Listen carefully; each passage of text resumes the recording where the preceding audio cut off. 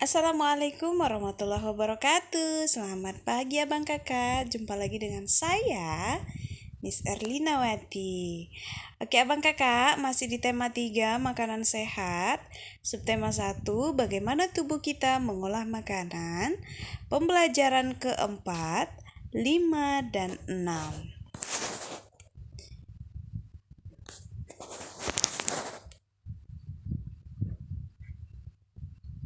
Nah, sebelum kita lanjut ke tujuan pembelajaran, terlebih dahulu kita berdoa ya nak. Bismillahirrahmanirrahim. Raditu billahi rabba wa bil islami dina wa bi Muhammadin nabiyya wa rasulah. Rabbi zidni ilma warzuqni fahma. Amin. Semoga materi-materi yang disampaikan bisa abang kakak pahami dengan baik dan benar ya nak. Nah, adapun tujuan pembelajaran kita hari ini, yang pertama, supaya abang kakak mampu mengetahui apa saja manfaat sayuran dan buah-buahan bagi tubuh. Yang kedua, supaya abang kakak bisa mengenal bagaimana pesona Tanah Toraja tanpa kita harus pergi ke sana ya. Yang ketiga, mengenal penyakit MAH pada anak. Dan yang terakhir, mengenal aneka ragam alat musik daerah. Nah, tujuan pembelajaran ini harus kamu pahami ya nak. Jadi tetap fokus ketika Miss menjelaskan. Tetap kamu simak. Nanti bakalan Miss tandai mana poin-poin yang akan kamu catat di buku catatan ya nak. Nah, seperti yang kamu ketahui, buah-buahan sangat bermanfaat bagi tubuh kita. Selain buah-buahan, sayur-sayuran pun memiliki banyak manfaat untuk tubuh kita, abang kakak. Salah satu contohnya adalah wortel. Nah, mengenal salah satu sayuran yang bermanfaat bagi tubuh kita. Hai, aku wortel. Ayo kenali aku lebih banyak. Nah, abang kakak, coba kita kenali siapa sih si wortel ini dan apa manfaatnya bagi tubuh kita. Wortel memiliki banyak sekali manfaat bagi tubuh manusia. Yang pertama, wortel baik untuk kesehatan mata. Jadi abang kakak, sejak dini usahakan rajin konsumsi wortel ya nak. Karena bisa memberikan efek yang sangat bagus atau positif bagi penglihatan kita atau mata kita. Yang kedua, mengandung vitamin A. Nah, mengandung vitamin A ini bermanfaat untuk pertumbuhan rambut, pertumbuhan kuku, lain-lain dan sebagainya di tubuh kita. Yang ketiga, mengandung beta-karoten yang tinggi.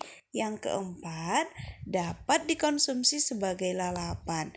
Jadi abang kakak, wortel ini tanpa dimasak pun sudah bisa dimakan ya nak. Tanpa harus dimasak, tanpa harus digoreng atau ditumis ataupun disayur. Wortel sudah bisa dimakan atau bisa digunakan sebagai bahan bantuan makanan seperti lalapan.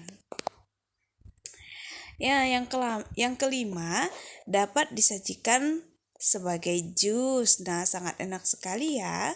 Kalau misalnya wortel itu kamu lagi tidak ingin menyayurnya, bisa kita jus. Siapa yang sudah pernah makan jus wortel? Oke, jadi jus wortel itu sangat baik dan bagus untuk kesehatan tubuh kita ya, abang kakak. Nah, sekarang kita mau melihat pesona Tanah Toraja. Coba kamu perhatikan, video bergerak yang Miss tampilkan ini adalah salah satu bentuk contoh pesona Tanah Toraja.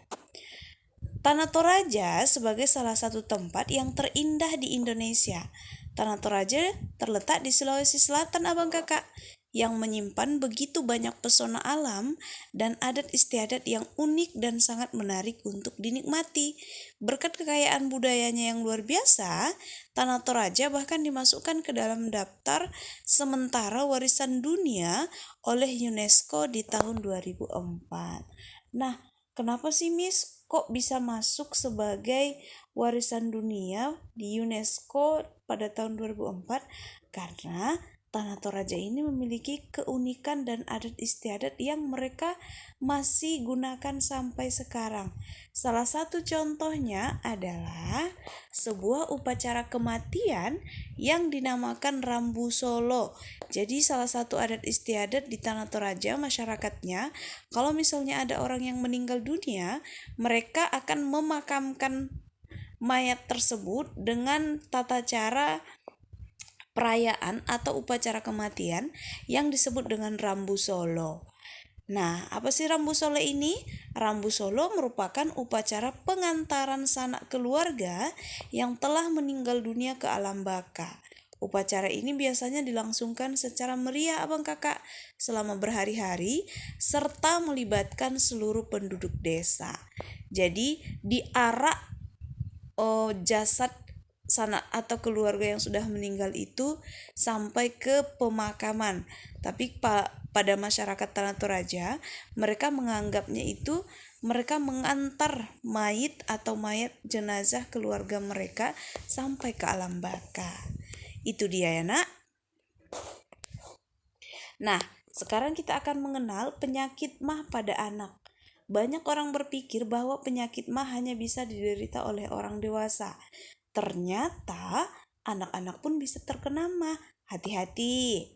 Nah, anak-anak yang mudah memproduksi gas pada lambungnya memiliki pantangan makanan. Misalnya, tidak boleh makan pedas dan asam. Mereka harus banyak makan sayur dan buah, serta tidak boleh terlalu banyak makan mie instan. Oleh sebab itu, anak-anak perlu terus diingatkan untuk selalu menjaga apa yang mereka makan. Fungsi alat pencernaan bagi kita adalah untuk memproses pemecahan makanan menjadi sari-sari makanan sehingga dapat digunakan oleh tubuh. Untuk mencerna makanan, diperlukan organ pencernaan abang kakak. Bahan makanan yang kita makan tidak langsung diserap oleh sel-sel tubuh. Sebelum diserap, bahan makanan yang harus dicerna melalui proses pencernaan dalam tubuh.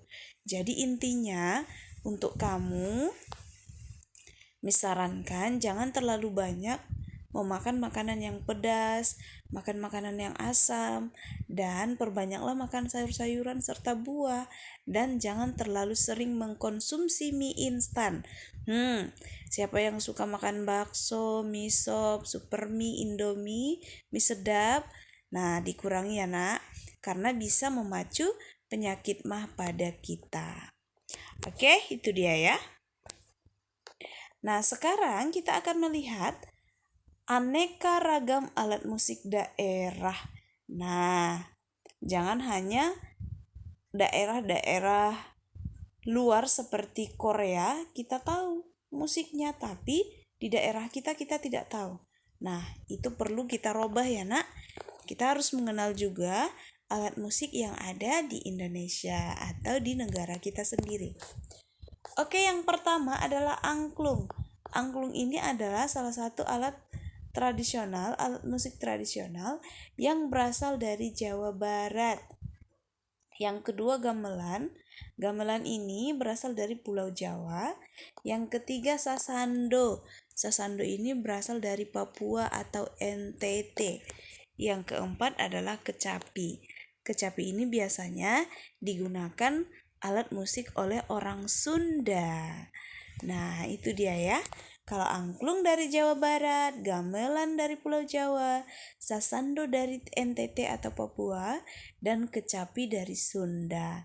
Jadi jangan salah-salah. Kalau misalnya muncul di ujian soalnya, alat musik tradisional sasando berasal dari daerah mana? Abang kakak sudah bisa jawab. Sasando berasal dari NTT. Oke, itu dia ya.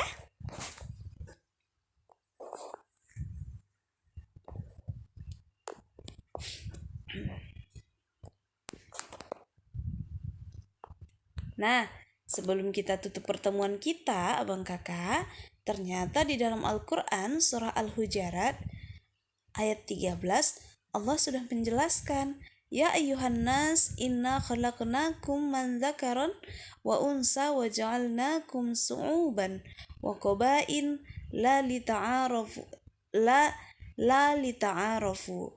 Inna akramakum indallahi asqakum. Innallaha alimun khabir. Artinya, wahai manusia, sungguh kami telah menciptakan kamu dari seorang laki-laki dan seorang perempuan. Kemudian kami jadikan kamu berbangsa-bangsa dan bersuku-suku agar kamu saling mengenal.